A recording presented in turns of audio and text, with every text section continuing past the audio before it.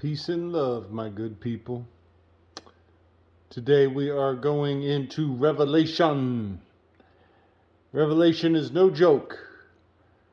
It has happened before, it will happen again, and it happens every damn day of our lives. So, a lot of people are going to call me a blasphemer for talking in Bible, pointing at pentagrams, making associations where associations have never been made before. So get over it. We got some wild claims coming out today. Some real wild claims, and it's going to rub a lot of people wrong. But hear me out before you shut me out. You might find some value in what I am putting forward here. So Revelations talks about the four horsemen of the apocalypse, bringing on the end of the world. And I do believe, the good book is an account of the past, and it is also an account of the future, that these cycles will repeat. And I'm just going to give a few layers of interpretation to what is laid out in Revelations. So the four horsemen, they begin to ride out on humanity one at a time at the point where the 4 out of 7 seals become broken. And up here I wrote 4 of 7 seals. And I will point out 4 and 7, those represent 47, the moon pillar. 47 is the atomic number of silver. 47 is a very, very important number to the Masonic order, secret societies all throughout time. It is not just the atomic number of silver. It is also the number of degrees between the winter and summer solstice. And that would be signifying the 23.5 degree angle that the Earth is allegedly tilt at on its axis.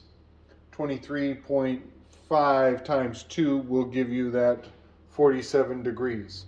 And if you look at the Analima, you will get a better understanding of the expression of the 23.5 degree angle, which tilts 2 times throughout the year, giving you that 47 degrees between the solstice. And here I really want to focus not just on the 47 degrees of the solstice, I want to focus on this word seals. And I have brought this to your attention in previous videos. I will do so again. I believe that this is a sphinx that can be seen from the top of the pyramid, looking down over the valley facing the east. There is one sphinx on your left, and there is one sphinx on the right. You are looking at the sphincter of the sphinx when you look down the pyramid, and the number of degrees between one cat and the other, one gate and the other gate through the year, that's 47 degrees. And these are the seals of the $1 bill, of the fundamental monetary unit. Oh, there we go. There's some good focus going on. So look closely, fold up your own dollar. Look at it, ponder it, You are definitely looking at the ass of the cat. And there's previous videos covering that subject. Daniel in the Lion's Den, the threshold of initiation in preparation to see the king. So in that context, Revelations is a preparation. This is the process preparing for the coming of a king, for the recrowning, the reckoning. This is the day of reckoning. And reckoning means recrowning. It is, this is a nautical term. It means that you are getting your bearings to get oriented to the north, east, south, and west. 4 horsemen, 4 directions, recrowning. This actually has much to do with the bear star, Ursa Majora, which is also an aspect of Revelations we're not going to go into. But I will start with the first horseman. The first horseman carries a bow, wears the crown, rides on the white horse. And this is where I assert that this phenomenon of the 4 horsemen happens every day. These are the 4 fundamentals of journalism. NEWS, news, north, east, west, south. These are the 4 fundamentals of journalism.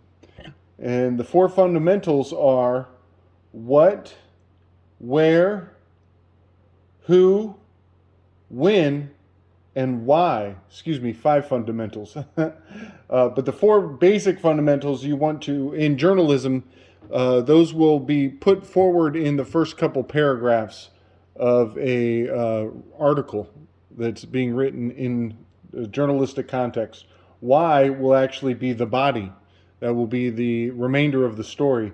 But the first things you want to get across in journalism is what, where, who, and when. And then later on to divulge why. So the first horseman rides a white horse. That is what the subject matter is all about. It's poignant, it's indicating. And the what, when you go into a court of law, when you experience the revelation of the matter, the judge is called a finder of facts.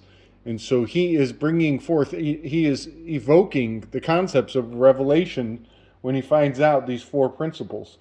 And the white horse is your paperwork. It is what is being judged. The facts that are being found should be dictated on paperwork. And if you have a good case, if you know what you're doing, you're going to want an affidavit to be what the judge sees when he's looking for that white horse. And on there, you're dealing with the corpus delicti, that is the actual material of the case. So moving forward from the white horse, we go on to war.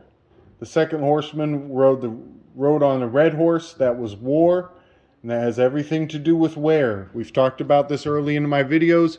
All war is territorial. It's about knowing your whereabouts, when to push forward, where to run. And I will point out that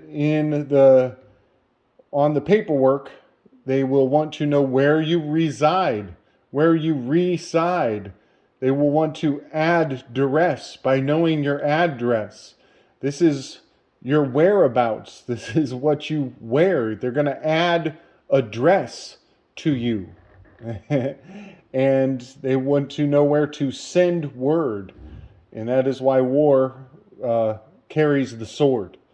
When I circle back through here, I'll tell you that these correspond with your first 5 amendments. And you can use your first 5 amendments to have better self-defense when Revelation come calling in that courtroom, the cutting room. So next is the famine, the horseman of famine. And famine carries the scales, rides on the black horse. And famine is who you are. That's your family name. And if you know thyself, then you can put up a very good defense, a good case to protect your family name. And we'll get back into that when we go over the amendments. So the 4th and final horse that rides in Revelations is the horseman of pestilence, riding on the pale horse. And pestilence is your past. This is talking about the the disease that we all suffer from, and it derives from our origin, from our beginning. It's the final horseman, but it comes from your date of birth, the day you were born. And the day you were born, date of birth, that's actually hearsay. It's not admissible in a court of law. It is heresy to claim to know cognitively what your date of birth was. If you look at your birth certificate, it tells you it is not for identity purposes. So to claim that that is your DOB is actually hearsay, which is heresy. So think of that in your defense when revelation come calling. So the pestilence that we all suffer from is time. It is the disease that we will all die from. As if enough time goes past, you will die because time has come for you to pass. So that is all about the pestilence that is plaguing the world. Always has, always will. Like I said, this has happened before. It'll happen again. It happens every damn day. This is about knowing the fear of God. You better believe. So pestilence wears the likeness of death, and that is a graven image. And when you look up the word form in Black's Law Dictionary, you will see that the definition of a form that you fill out at a courtroom, that you fill out to go on the books with the lawyer, is a skeleton. So when you fill out their forms, you are giving rise to a graven image, a skeleton. So this is very much the framework, the skeleton of the four horsemen. And it is very good to know them in this exact context that I'm putting forward today, because they will happen every day to our brothers and sisters around us. And how do you know that you are suffering in this world? When others are suffering. So now I offer remedy. Your remedy for the four horsemen lie in the amendments.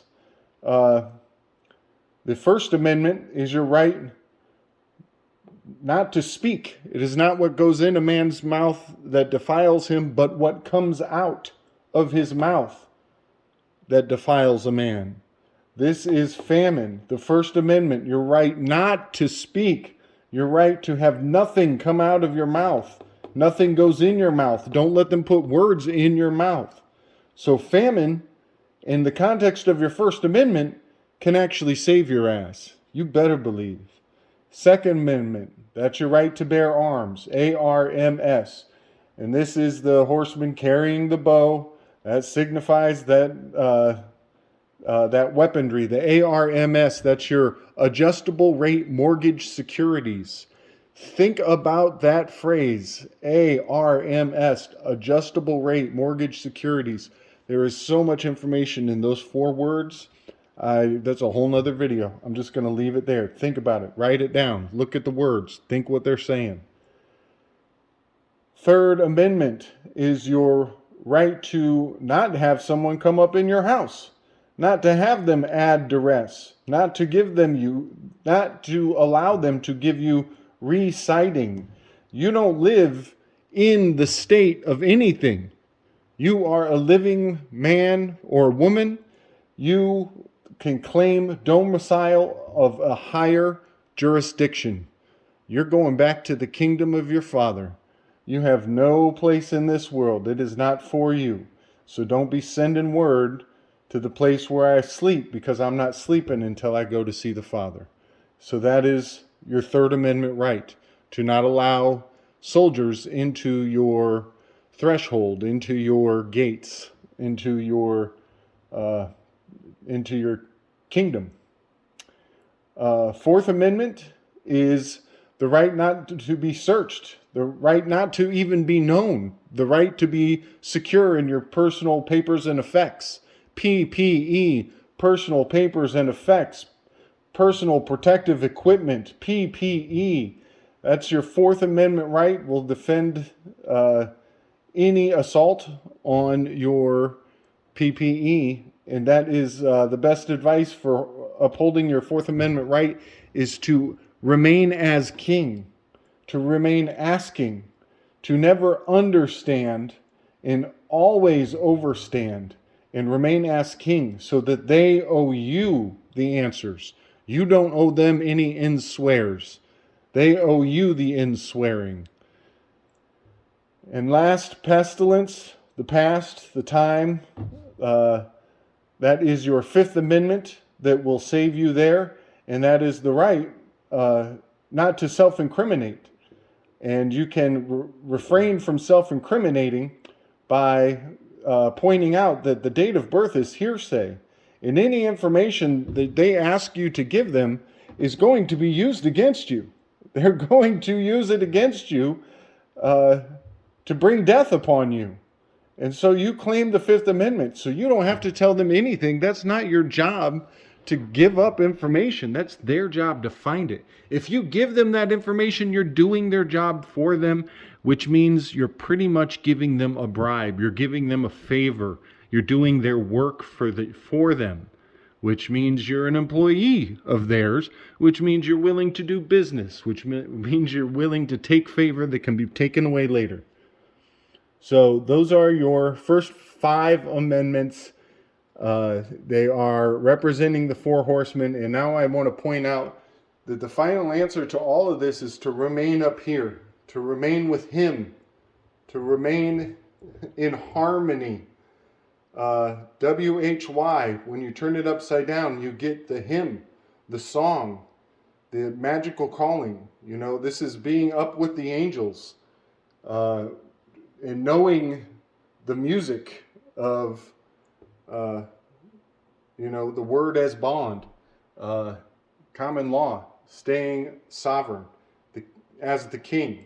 So the reckoning is the recrowning, and that is to ultimately you will be taking the crown of everybody and remaining above the mundane, the worldly. And I just got to point out, him sure does look a lot like this word human, posthumous, costume, which in reverse is very similar to that term ma from my last video, having to do with that verse from the Talmud. The M-A-H, Hebrew is in reverse from English, so that would be H-A-M, very similar to the Hume, H-Y-M. All of these phonetics of the interlinguistic relationships are absolutely not a coincidence. And this is the key to sovereignty, y'all. I'm giving it to you because I love you. Peace and strength.